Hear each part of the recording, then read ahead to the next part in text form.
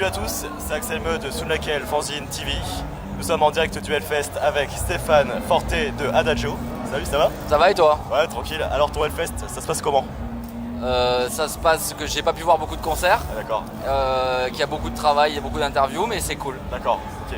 Alors, tu reviens sur le devant de la scène enfin avec Adagio, hein. Ça fait combien de temps? Ça fait presque fait 8 ans. 8 ans que le dernier album est sorti. Ouais. Et il faut savoir qu'entre temps, tu n'es pas resté inactif du tout. Parce que tu as sorti 2 albums solo. Ouais. Pourquoi en fait tu as décidé de faire une mini pause avec Adagio pour te concentrer sur une carrière solo? Parce que on a signé avec un gros management juste après Archangels in Black. Ouais. Et ce management a voulu nous diriger dans une direction plus mainstream. En fait, en gros, ils voulaient essayer de rendre Adagio comme une sorte de Nightwish. Et c'était pas du tout ce qu'est Adagio. C'est pas du tout ce que je voulais, mais bon, d'un autre côté, on a voulu essayer vu la stature du management. Donc j'ai passé 2-3 ans déjà à composer dans cette veine. Et je m'en suis dégoûté, c'est juste ça la raison. Et en fait, j'en ai eu marre, je voulais plus entendre parler d'Adagio à cause de ça. Et ça m'a tellement dégoûté qu'en fait, je me suis dit, je vais revenir à quelque chose de vrai et de pur. Et je vais faire donc un album instru. Instrument. Avec pas mal de featuring d'ailleurs. Ouais, il y a Jeff Loomis sur le premier, et il y a Marcos Fogli, enfin il y a plein de potes dessus. Et donc j'ai fait le premier album solo, je me suis tellement éclaté qu'au lieu d'enchaîner sur Adagio, j'ai fait le deuxième album solo. Qui est sorti en autoproduction il me semble. Et celui-là ça a été le premier que j'ai sorti sous mon label. Ah, sur ton label, d'accord. Donc Zeta Nemesis. Et donc cet album, là aussi il y a des featuring, il y a Marty Friedman et voilà. Et donc ça a été la première expérience sous mon propre label. Et du coup, ce qui s'est passé, c'est que Franck, le bassiste, me harcèle depuis longtemps pour qu'on reprenne Adagio, je ne voulais pas. Et je me suis dit, j'y ai réfléchi, parce que c'est vrai que tous les jours, malgré le temps, en fait, il y a des fans qui écrivaient, qui voulaient l'album. Oui. Et même Ibanez au Japon nous disait Adagio et Adagio, je me suis dit bon, et si on y pensait un petit peu. Et je me suis dit ok, je veux bien le faire, mais je vais le faire dans la même démarche que mes albums solo, c'est-à-dire non, pas de compromis. Je reprends là où je me suis arrêté avec Underworld. D'accord. Et donc finalement ça m'a remotivé. Et donc le résultat c'est Live qui sortira donc le 26 juillet et qui est un album. Via Clonosphère. Non, via Zeta Nemesis, via mon label. D'accord. Clonosphère, je les ai pris pour la promo, mais. Ah d'accord. Et donc voilà. D'accord. Alors du coup l'album donc une nouvelle s'intitule Life. Tu as recruté en fait Kelly Sundown au chant. Il faut savoir qu'il chante également chez Civil War maintenant. Non, ouais. Pourquoi tu l'avais recruté à l'époque Parce que la première fois qu'on s'est rencontrés, c'était pour une tournée au Japon d'Adagio. Et il était venu en remplacement parce que le chanteur ne pouvait pas le faire pour des raisons de visa. Et ça a collé tout simplement humainement, musicalement et à plein de niveaux. Et on n'a pas pu entamer la collaboration là parce qu'il vivait au Texas. C'était très compliqué à gérer en termes de logistique. Donc on a fait autrement. Et puis il a déménagé en Belgique il y a quelques années. Et là on s'est dit c'est l'occasion d'essayer. Donc on a enregistré quelques démos ensemble et tout ça. Et puis finalement pour l'album, on a décidé de le faire ensemble et il a intégré le groupe. D'accord. Et il y a eu pas mal de changements au niveau du line-up. Il me semble que vous avez même enregistré un instrumentiste. Ouais. Il y a eu du violon maintenant. Voilà. Alors là, il y a une violoniste. Voilà. En fait c'était pas prévu du tout. C'est juste un ami à moi qui m'a recommandé d'aller voir. Il est tombé sur la page de Méline et il m'a dit tu devrais voir. C'est vachement intéressant, ça correspond aux couleurs que tu recherches peut-être, regarde. Je suis allé voir et effectivement j'ai flashé sur son son. Du coup elle est venue chez moi, on a fait des essais sur certains titres. Et la couleur qu'elle avait avec son violon était vraiment dans la direction de quelque chose que je voulais faire. Et d'ailleurs Life, je l'ai écouté plusieurs fois et c'est l'idée d'une bande originale de film qui m'est revenue à l'esprit, je veux dire. Quand on écoute Live, c'est un album qui s'écoute entièrement et en fait on est submergé dans un univers particulier, le tien. T'as bien compris l'esprit, c'est cool. Et j'aimerais bien savoir comment tu es parti en fait du coup pour recomposer tous ces morceaux, recomposer, parce que tu as pris un nouveau tournant. Il faut savoir que cet album est totalement différent par rapport à Archangels in Black, qui lui était plus plus métal direct. Voilà, là c'est carrément différent. Il y a même un peu de passage de plutôt gent dans l'âme, c'est un ressenti personnel. J'aimerais bien savoir comment tu t'y es mis pour composer cet album-là.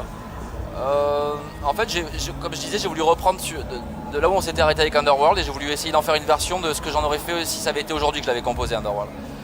Donc c'est c'est une sorte d'underworld avec toutes les nouvelles influences que j'ai, mon expérience de vie, d'où le titre Life. Ah d'accord.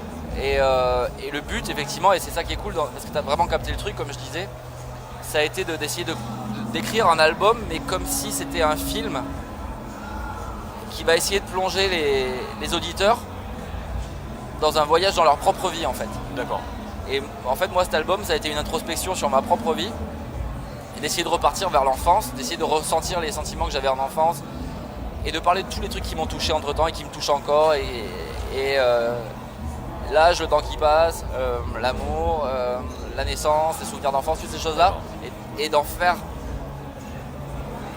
pas vraiment de la musique, c'est ça qui est paradoxal, d'en faire un film qui n'existe pas, mais que la musique va aider à créer en termes d'image mentale. Voilà. D'accord, Putain, mental. ça vient. Ah oui, oui, bien sûr. Là la phrase quoi. Mais c'est ça l'idée en fait. D'accord. Et donc cet album, et je le dis à chaque interview parce que c'est super important pour moi, il faut qu'en fait les gens, il ne faut pas qu'ils l'écoutent en faisant autre chose, c'est vraiment un album que tu vas écouter en mettant peut-être un casque, en te coupant du reste et en rentrant dedans pendant 1 heure en fait.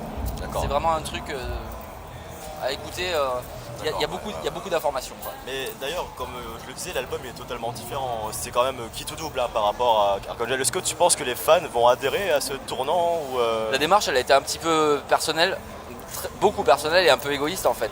C'est-à-dire que pour moi, le seul truc qui peut faire que je puisse faire de la vraie musique, c'est de pas penser à ça, de pas penser à ce que vont en penser les gens. D'accord. C'est de faire vraiment comme je l'entends.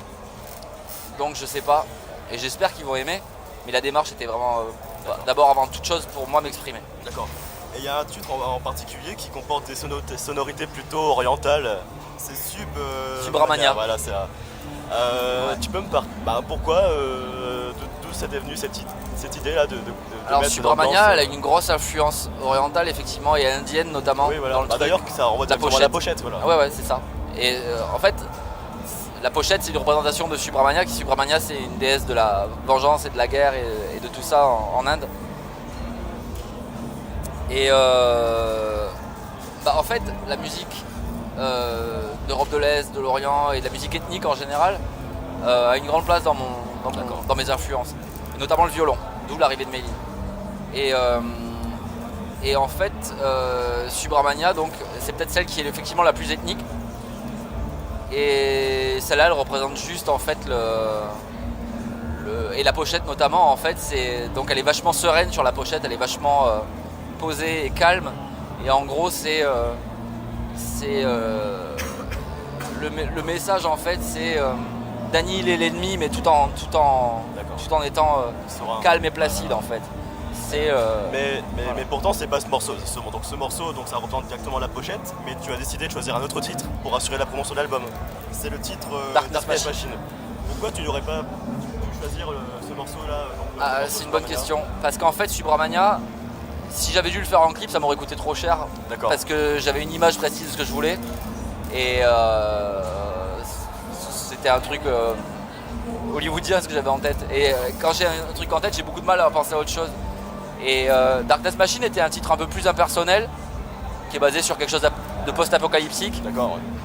Et plus métal aussi, plus direct, avec des riffs et tout ça. Je me suis dit que ce serait peut-être bien, pour amener la nouvelle couleur, mais doucement, de prendre ce titre-là en fait. Qui a des riffs vachement simples, tout en ayant des couleurs un peu de gêne, comme tu l'as dit sur l'intro, et assez techniques. Voilà.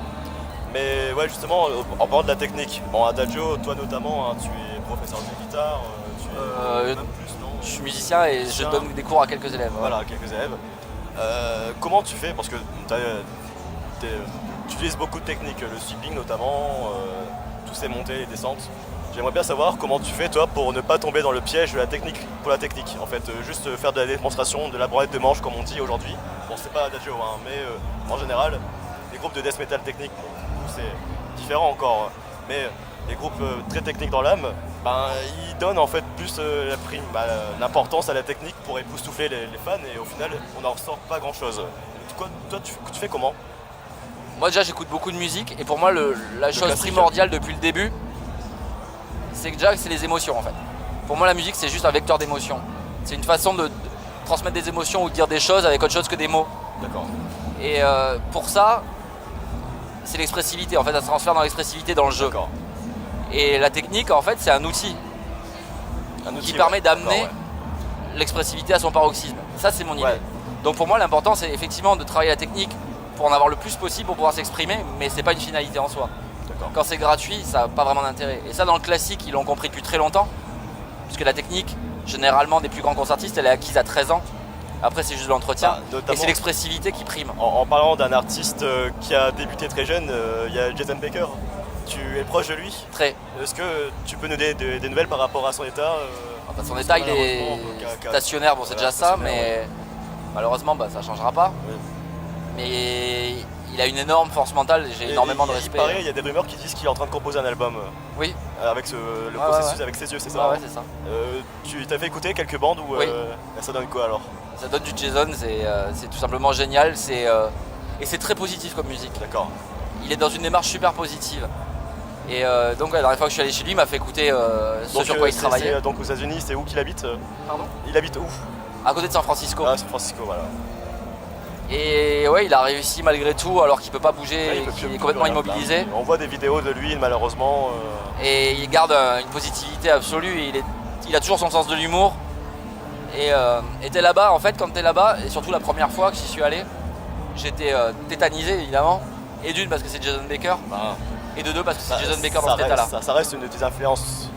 Bah, j'ai énormément de chance par rapport à ça, c'est que j'ai eu l'occasion, depuis que je fais ce métier, en fait, de rencontrer tous les gens qui étaient mes influences et mes maîtres, et notamment de devenir ami avec les deux principales qui sont Jason Baker et Marty Friedman, qui sont maintenant des amis en fait. Et Jason, en fait, quand tu le rencontres la première fois, tu ouvres la porte, tu vois Jason Baker, donc c'est... Et en plus tu vois Jason Baker dans cet état-là, donc ça fait doublement ça.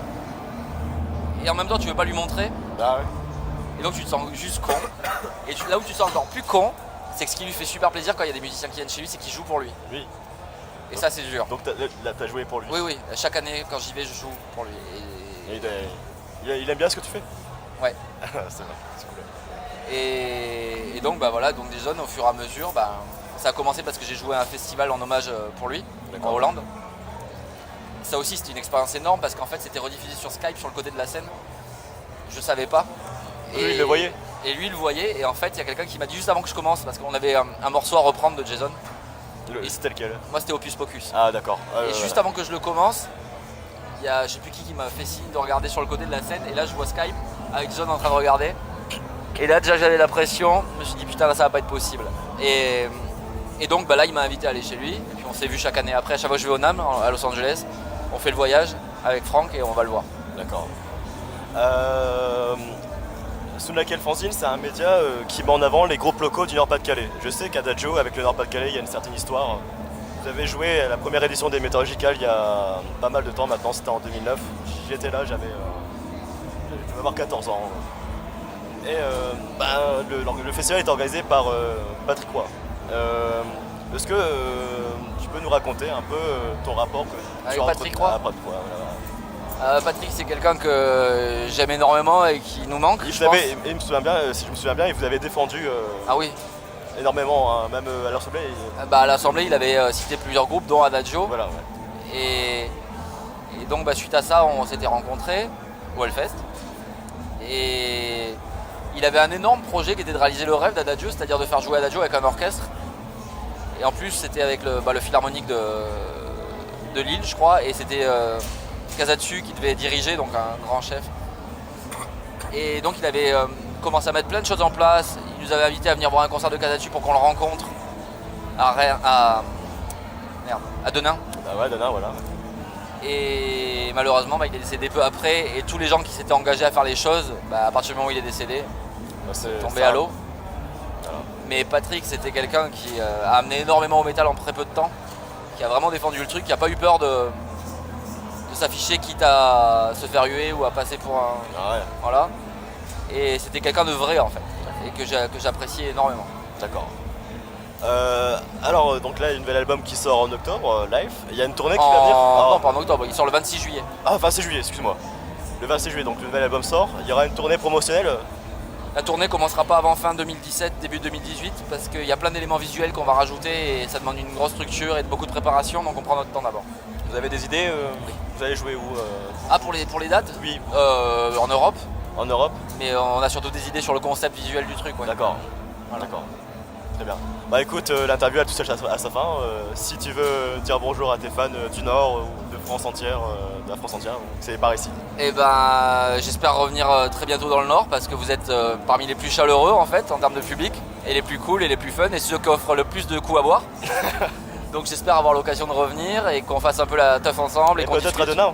Peut-être à Denain, il y a un nouveau festival. Peut-être à Denain, ouais. Je sais pas si tu as entendu parler du Into the Onion. Non. Ils font venir des groupes dans le cadre d'un festival dans le théâtre de Denain. Donc D'accord. peut-être que Adagio pourrait coller à l'affiche. Ce sera avec grand plaisir parce que c'est une ville que, forcément pour laquelle j'ai de l'affection de par Patrick. Donc ouais, ce serait super. Donc voilà. Donc ça c'est un message pour Fred. Hein. Donc s'il nous regarde, donc Fred Bah, écoute, Coton Fred, je ne te connais pas, mais de Norforge. ce sera avec plaisir. Ok, bah c'est cool. Merci beaucoup. Avec plaisir.